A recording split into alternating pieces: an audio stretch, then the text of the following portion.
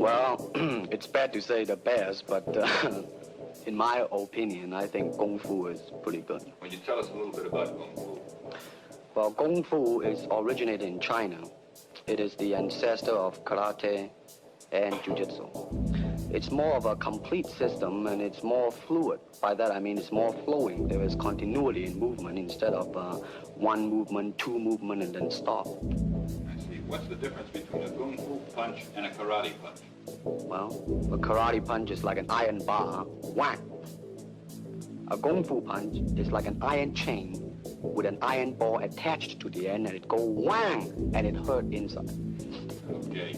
Lee has studied a system of Chinese Kung Fu for the past 9 years called Wing Chun, and is considered one of the art's most talented and articulate exponents. His teacher in this art has been an elderly Hong Kong Chinese master by the name of Yip Man.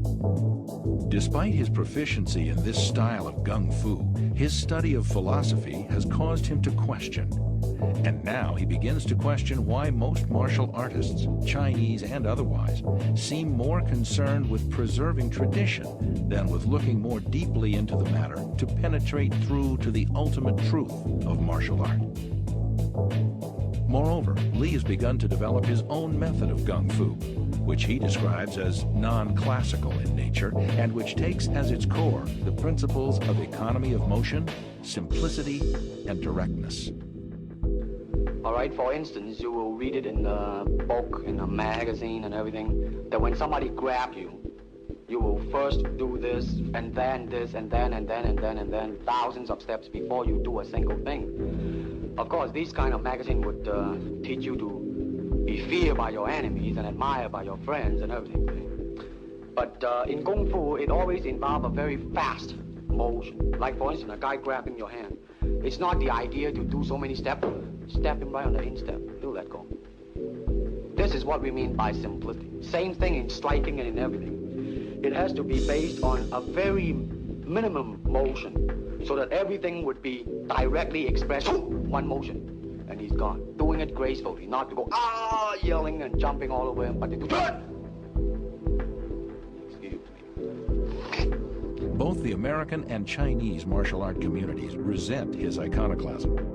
For such a young man to stand up against thousands of years of tradition and venerated authority is considered a direct threat to the status quo and its entrenched power base.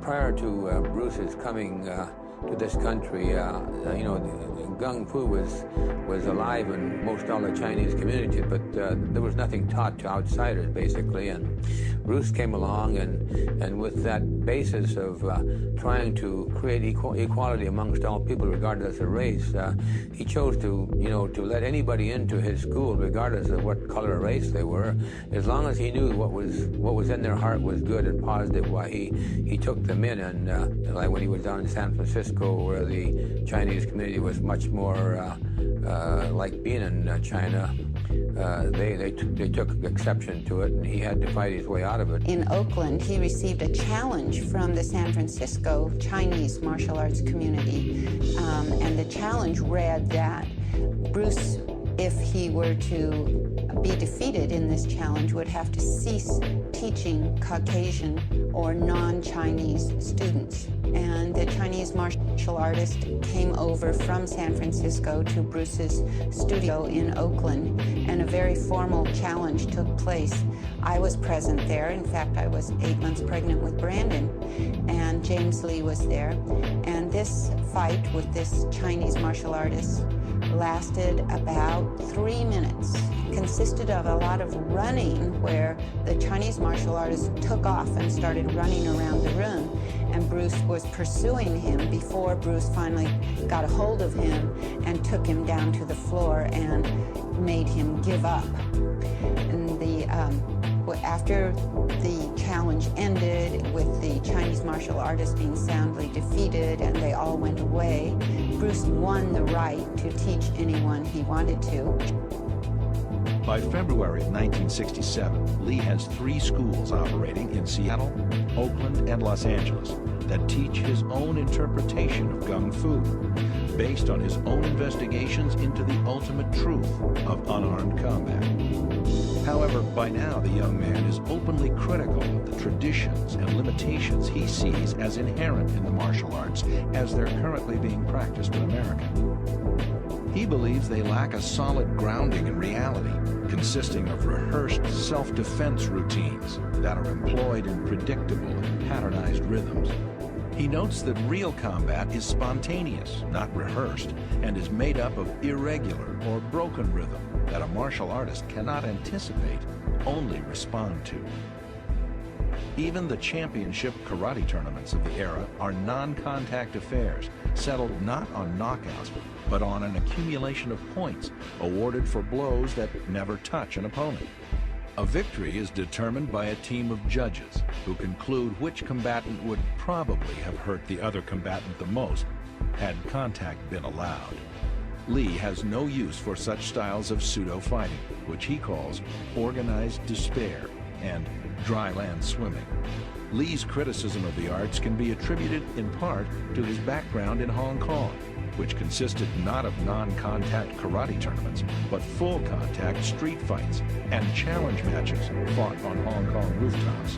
When not fighting against proponents of different styles of gung fu on rooftops, Lee had also fought frequently against opponents who had been armed with knives and chains.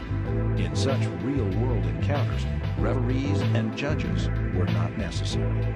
Rather than participating in non-contact karate tournaments, which he considers little more than glorified games of tag, Lee instead devotes himself to devising a more scientific approach to unarmed combat.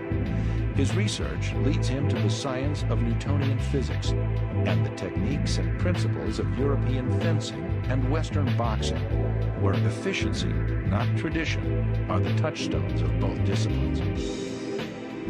Lee's research causes him to understand that the only litmus test of a combative technique's worth is whether or not it can be landed effectively on an opponent. Anything that's ornamental is discarded from his style. He retains only those techniques that he himself has determined to be practical in real self-defense situations. Lee is the first martial artist in North America, if not the world, to have his students don boxing gloves, headgear, and body protectors and spar all out. Nothing is rehearsed, no punches are pulled, and full contact, reality-based martial art is the order of the day. In 1966,